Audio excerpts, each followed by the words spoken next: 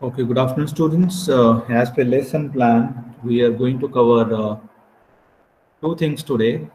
One is idioms and cliches, and of course, another one we are now coming towards at the edge of where we will start a writing part. So today we will also discuss uh, what are do's and don'ts of writing introduction and conclusion. So we first of all will focus on introduction. So before that, I will open up your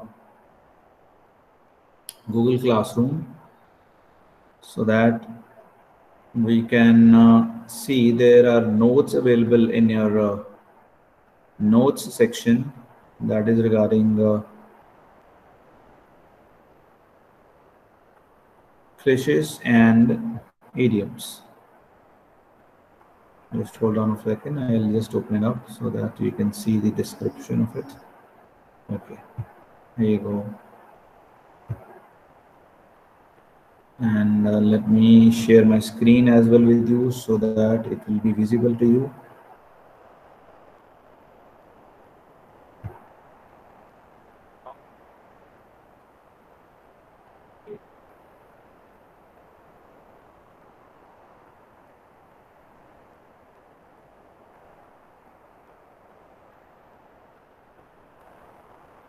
Is it visible now?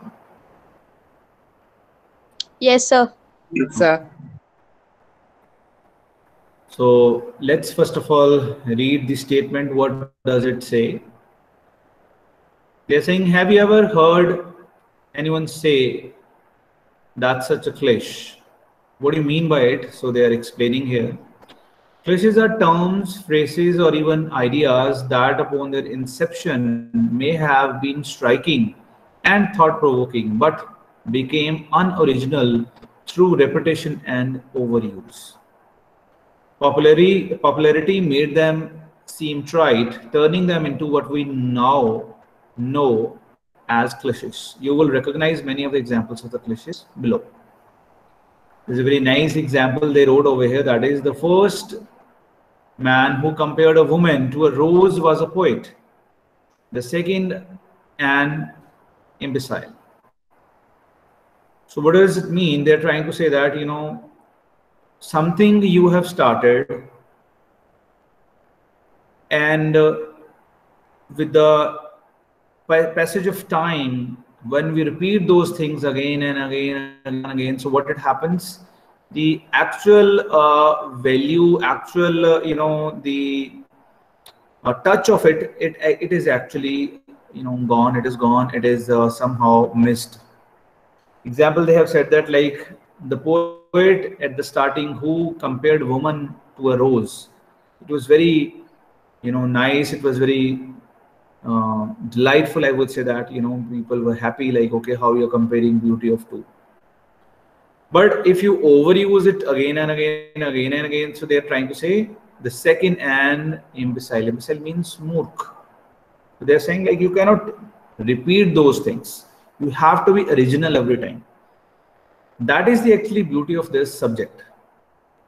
I told you even at the starting, whatever we do, whether we write essay, whether we write precise writing, whatever you do, what they try to teach you here, that is honesty and originality.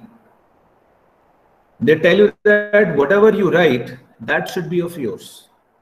You should not copy it from someone else's, and it should not be overused. So what they try to teach you, they tell you that you should always use your original thoughts. So once you will start using it, you would find out you will be free from all those chains. Right now, what it happens when you try to write down, your mind sometimes it gives you a message that there should be some help, and I would see or I would look onto that help and then I will write it. But the subject, it tells you that you are unique, you are beautiful, you are absolutely different from others. And we should accept it. If you try to copy somebody, imitate somebody, you will lose your originality. So original is more important as compared to if you try to copy. That is why you are students, but tomorrow when you will find your interest in the field of research, and if you will write down any of the research paper or anything, the first and foremost thing is that is plagiarism. Plagiarism means they try to check that how original your text is. Have you copied it from somewhere, or whatever information you are writing here, that is yours. Of course, there are a few things which we supposed to write as it is. We cannot change it, like tenses, or the explanation of something which is already have shared by somebody. But they also tell you that you can explain it in your own way. If a line it has been written in some other sense or in some other ways, when you will write down, you would find out it will be different from the others. As like we have the different fingerprints, similarly your ideas in our mind are different. So they try to tell you this thing, that avoid cliches, because this will ruin your writing. We are moving towards slowly and steadily towards writing skills. So as I've told you that, I will also discuss about introduction, how we're supposed to write down introduction. So here they tell you this thing. So this is the only meaning. The word cliché has French origins. That's why you see this is the comma kind of a thing, which is wrote in between. Oh, sorry, on top of e. That is a sign of that the grammar or the word making of French it has taken. Which is why you will often see it with an accent over the e, but you can also write it as cliché in English. When printing presses were used, the cast iron plates that reproduce the words, phrases, or images was called a stereotype. The noise that casting plates made sounded like clish, meaning click. To French printers, so this onomatopoeia word become printers' jargon for the stereotype. So they are saying how this word has originated. So they are talking about when French printers they were printing with the older way, that was with the iron plates, there was some noise which was coming like click click click click click click click. So in French they don't call it click, they call it clish. So this is what origin of this word it has taken out. It means repetition of something, and when you again repeat those words, sometimes it is not clear. The next topic which is adjoined with the cliches, that is called as idioms. I would also open up over here, like they have written here, all that glitters is in gold. It's very old saying. So I would open the other one over here as well, so you could see.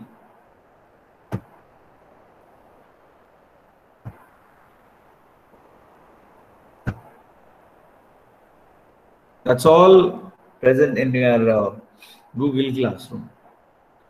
So similarly, they have said that, what do you mean by idioms? They are saying here are most common English idioms and phrases that will enrich your English vocabulary and make you sound like a native speaker. The best of both worlds means you can enjoy two different opportunities at the same time.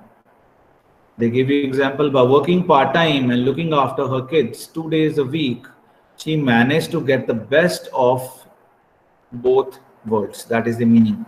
But what they try to say here, of course, this will help you to increase a sense of that language, because sometimes you would see that people are using idioms.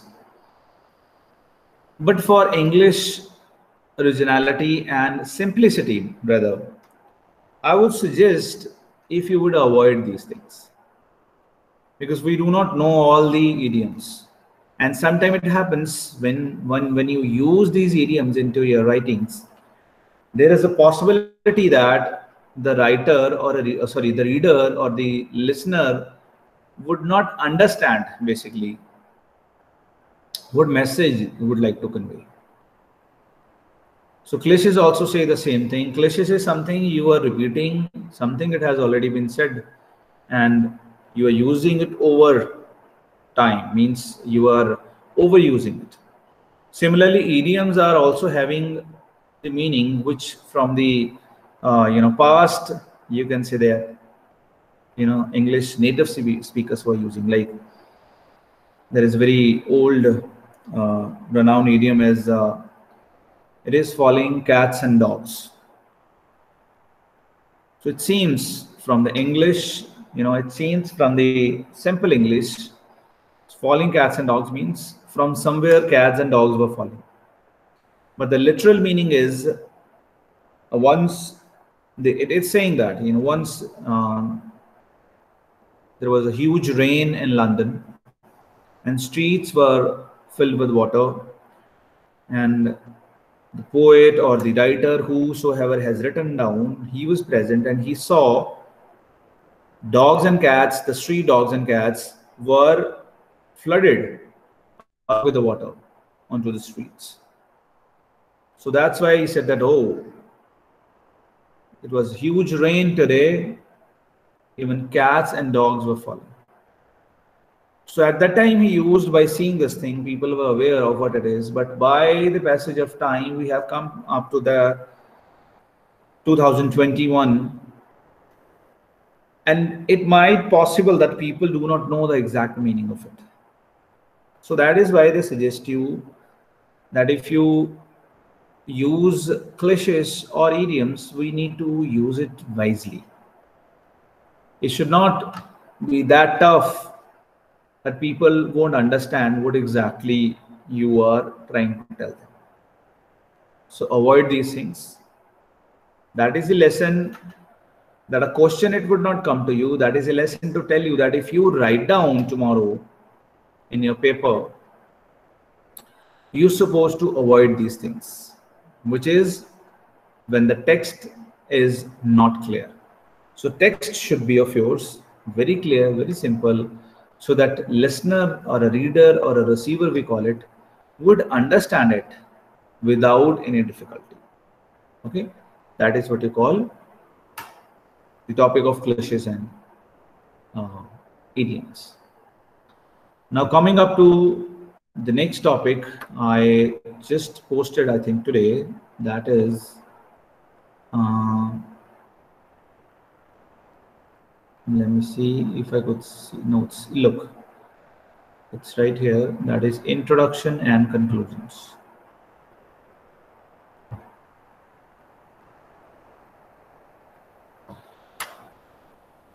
Now, by understanding all that, we are also still discussing few of the things in the grammar, as it has tenses. Along with, we have discussed a lot of other parts which are necessary for writing English.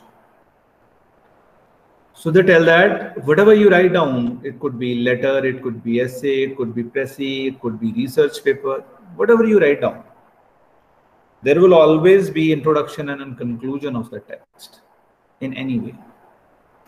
So they try to suggest you here, introduction and conclusions play a special role in the academic essay, and they frequently demand much of your attention as a writer. A good introduction should identify your topic, provide essential context, indicate your particular focus in the essay. It also needs to engage your reader's interest. A strong conclusion will provide a sense of closure to the essay, while again placing your concepts in a somewhat wider context. So the line which tells here, a good introduction should identify your topic, and it also needs to engage your reader's interest. So you could see this thing that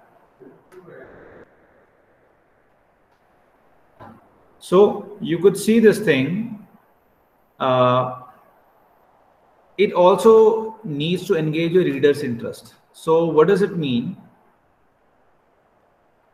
whatever you write down, your introduction, it should not be for yours. You already have the information in your mind. But the process here, it tells you that you're supposed to forward that information to your readers, to your receivers.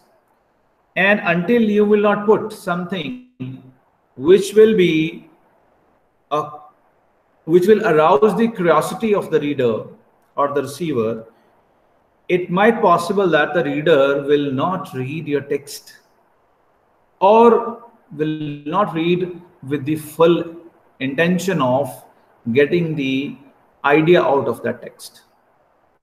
So this is the meaning, or this is the reason why we write the introductions. We do not write down the introduction just for the sake of you have added some kind of an idiom on top of it, or you just wrote something on it. They're trying to tell you that, as I have started my lecture today with originality, they try to say that if you want to be original, you're supposed to see that what kind of text you are going to write, and as per a text, what is the expectation of your reader to whom you're addressing. So by seeing that, you're supposed to focus towards your introduction. Some students cannot begin writing the body of the essay until they feel they have the perfect introduction. That is the barrier, you can see that. Be aware of the dangers of sinking too much time into the introduction. Some of that time can be more usefully channeled into planning and writing. So this is the first suggestion to you. They're saying it happens. It does not mean that everybody is same. I told you that everybody is unique. You cannot compare people. So there are students, those who feel that until they don't find that they have the perfect introduction, it's very hard for them to move further. Beware of the dangers of sinking too much time into the introductions. But they're trying to sell that every time you write something, we have some kind of time barrier. So by seeing this thing, that if you would devote so much time into your introduction, it will be hard for you to complete your task. So you're supposed to be very much careful on that part. You may be the kind of writer who writes an introduction first in order to explore your own thinking on the topic. If you so remember that you may at a later stage need to compress your introduction. So that's another situation, another suggestion to you, that if you're a kind of this person where you think of that in order to explore your own thinking on the topic you write down, it might possible at the end you would see that whatever you have written down, it does not feel like, so I should cut it down something away. It can be fine to leave the writing of the introduction for the later stage in the essay writing process. Some people write their introduction only after they have completed the rest of the essay. So they also suggest you can leave, when you have limitations, when you have the direction that you're supposed to write down, for example, text in 250 words, 400 words, 500 words. So you can divide, you can, see this thing that, okay, these many words I'd like to give into my introduction. So it'll help you if you will leave that much part and you start writing the next steps of your essay.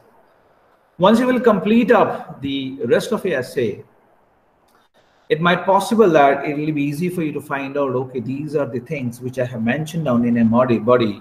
So now I should write that, or this is what the crux of it I would like to add into my introduction. So you can add that as well. So your introduction would be good. Here you have also not wasted your time. You have not,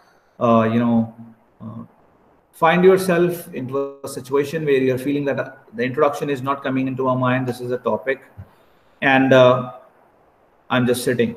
So if I give the example of your subject, the subjective part would be of almost 40 to 50 numbers. The total numbers for your question for your subject will be 60, and 40 to 50 marks will come into your subjective, means the large writings. Like a report can be for 15 marks, your letter can be for 15 marks, your essay can be for 15 or 10 marks, your pressy writing, if it comes, it can be for 15 marks. I'm not saying that everything it will come. Sometimes they ask report, letter, comprehension, something like, sometimes they ask for essay, précis, like that. So these all are the different types of writing. When you have the idea of how to write it, you can write down anything.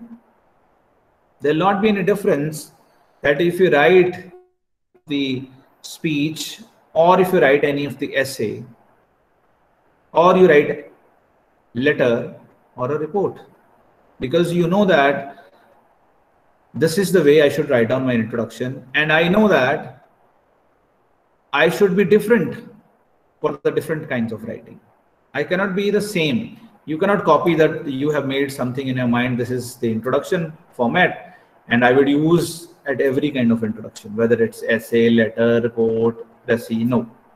You're supposed to see that how, or you're supposed to learn basically how we write, and then as per the category, you should make your introduction.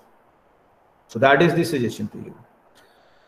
The introduction for most papers can be effectively written in one paragraph, occupying half to 3/4 of the first page. As I've told you, some of the students would have that question in their minds, how many lines we should leave or something. They're trying to tell you that when you have the length, for example, if you want to write down for 5.5 marks, you know that this would be my length, and this much I'm going to, I'll call you, madam call.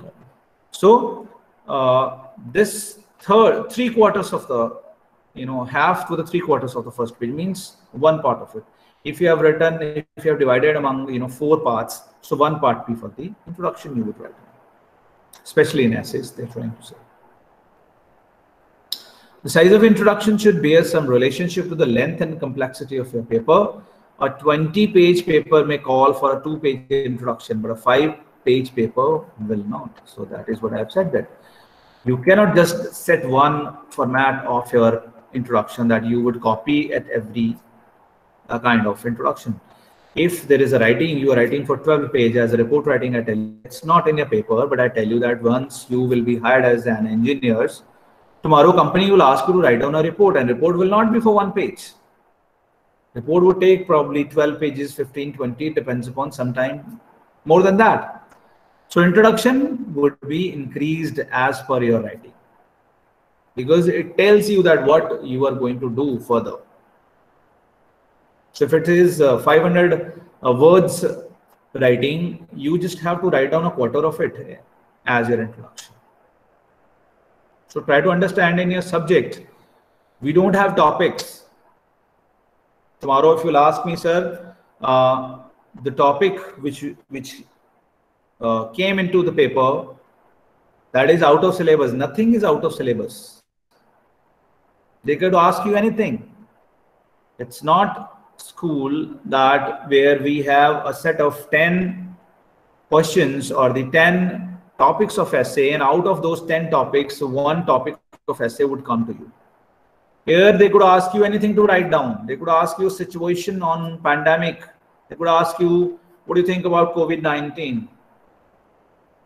It's actually a disease or a scam.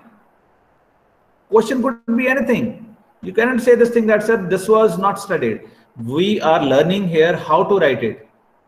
And that's why I have said that we're supposed to learn it originally. So that when you will become professionals, you will be very much confident that you could write down anything. Because tomorrow when you will become engineer, think of this thing, company has told you to write something. And what would you do? You would look for that, what copy I have over here, or can I find something a previous available? No. That will shatter your confidence and your, of course, character in the company. They would see, they would look onto, like, what kind of engineer are you, that if you have no confidence to write something. So that is why it is very important. So we are not learning your topics. We are learning how we're supposed to write it. And this is what I'm teaching today. That is introduction, that this is how you're supposed to write down your introduction. Get to the point as soon as possible. Generally, you want to raise your topic in your very first sentence. A common error is to begin too broadly or too far off topic, avoid sweeping generalization. So they just try to tell that, come on to be precise means come on to that, a topic as soon as possible. Do not try to just, use cliches like, try to compare something or use idioms. One line is fine. You have, used like that, but that's very important for you that you're supposed to come on to that exact topic. Consider these strategies for capturing your reader's attention. Now they're telling you what are the strategies. How can you achieve reader's attention? Find a starting statistics that illustrate the seriousness of a problem you will address. If it's a report writing, so you're trying to address something. This is a report writing. So reader will be more interested if you would tell that what exactly is the problem or the seriousness of the problem. Quote an expert, be sure, but be sure to introduce him or her first. Means they're just trying to, if you're trying to correlate something, you should write down that. Mention a common misperception that your thesis will argue against. Thesis means, again, as I've told you, that we are towards writing, that is report or a research. Mention a common give some background information necessary for understanding the essay. If it's essay, give some background information which is necessary if it's essay. Use a brief narrative or anecdote that exemplifies your reason for choosing the topic. Brief narrative or anecdote that exemplify reason for choosing the topic. In an assignment that encourages personal reflection, you may draw on your own experiences. In a research essay, the narrative may illustrate a common real world scenario. So they're just trying to tell that you have to see what kind of a writing is this. This is a research essay, is a narrative one. What kind of essay is this? We'll read it, I'll teach you. We'll discuss means when we'll come up to the topic of essay writing. So we have types of writing essay. So writing an essay mean we will discuss that if it has a topic which is narrative, how we're supposed to write it, and if it is argumentative, the tone will be changed. Okay. Now, don't provide dictionary definitions, especially of words your audience already knows. Don't repeat the assignment specification using the professor's wordings. That's very important. Professor's wording means someone else's wording, means cliches.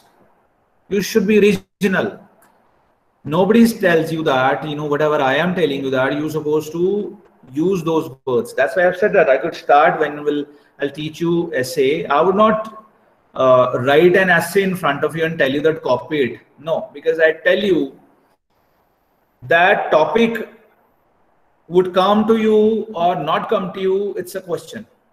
So if I'll tell you that this is the topic, you just copy it in your page, in your notebook, and later on you cram it and write it. This is not going to happen because we don't know what kind of essay they are going to ask. What would be the topic? So here question is, we are not learning the topics, we are learning how we are writing any kind of writing. That is what we are doing. Don't give details, in-depth explanations that really belong to your body paragraphs. Okay, so don't come on to details. We have segment of it. So I'll tell you also the format of it. So they're trying to tell whatever it is made, that is made for introduction. If you would start adding the information which should come into the body, and you have started putting that into the introduction, it will spoil the whole writing. You can usually postpone background material to the body of the essay. So you can postpone that. If you have something in your mind which is going to provide the detail on that topic, so don't write that detail in introduction. Keep that detail for the body part. So you should write down that in the body. So that is enough. I'm not touching today for the conclusion. I'm just trying to tell you that this is how you're supposed to write down the conclusion. Okay. And as per your what do you call tenses part, I think we have completed your indefinite, continuous, and perfects. I would tell you few of the rules that is of Present perfect continuous. We have present indefinite, present perfect, and we are today studying present perfect continuous. Perfect continuous means, as I told you, someone asked in the previous lecture that how is it different? When you write down present continuous, it is something, it is a time which is going on right now. But when you write down the present perfect continuous, it means we are trying to make connection from the past. Means a work it has started in the past and it is still going on in the in the present. That is how we make it. We have rules like has been and have been, plus verbs first form, plus ing, and plus since and for. Since is when we have the exact date, exact time. For example, Monday evening, 10th February, 2 o'clock, that is since. But when you say for many days, many hours, when we don't know the exact particular detail, then we should apply for. Okay. For example, if I have to tell someone about that, how long I have been working in this organization, I would say that I have been working in Gulzar Group of Institutes since 2010. So that's the detail. If I don't know the detail, I have been working in Gulzar Group of Institutes for many years. So for many years means I don't have the detail that how many years or when I have started. So we use for instead of since. Don't use from, that is wrong. I have been working in GGI from 10 years. That is wrong. From is wrong. In present perfect continuous, we're supposed to use since or for, not from. Okay, and ing is there with the verb, we're supposed to use ing. For negative, it will be not, I have not been doing, okay. And for the interrogative, this will come at the beginning of it. Have you not been doing this since morning? So this is a one sentence which tells you about a question and about the continuation, but you have a question that you have started that in the past, means from, as we have just said, that it could be morning, it could be evening, it could be 2 o'clock, it could be a month name or a year name or something like that. So this is your present perfect continuous. That's all today from my side. And you please write down your roll numbers in your chat box so that I could write down your attendance. Excuse me, sir. हाँ जी बेटा. Sir, I have one question. हाँ जी बेटा. Sir, do we need to remember the idioms you have shown us in the PDF? No. I have just told you that these are idioms which people are using to make their writing impressive. But here, what they try to tell this thing, being technical writers, we should avoid these things. Here, they are telling you to avoid. We are not into poetry. We are not into literature. We are technical persons. We are engineers. And engineers should avoid these things which will create ambiguity or confusion, because it's a very serious task.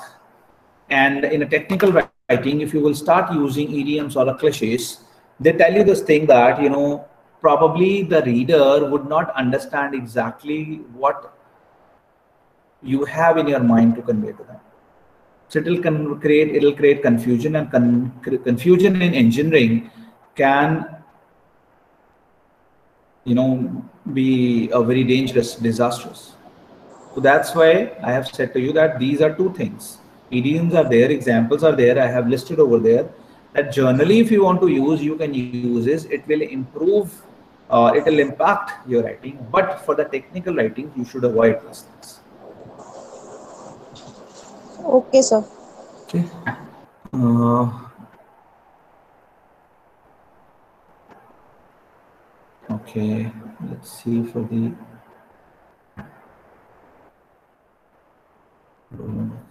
818 section A. and B. 818, 800, section जरूर लिखा करो साथ में, 369B और 806,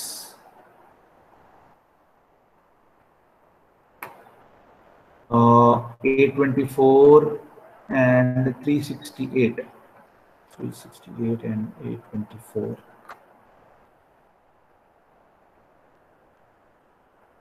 784,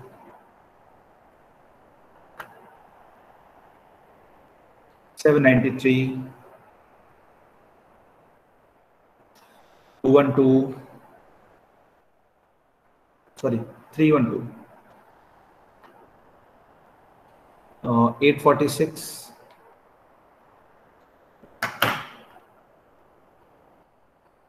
802, 815, 819 and 839. 819. 797 and 813. 797 and 813. 366 and 807. 66 and 807. And 772 and 803. 772 and 803. 779 and 857. 779 and 857. Let me stop the recording so that आपकी जो video है ज़्यादा है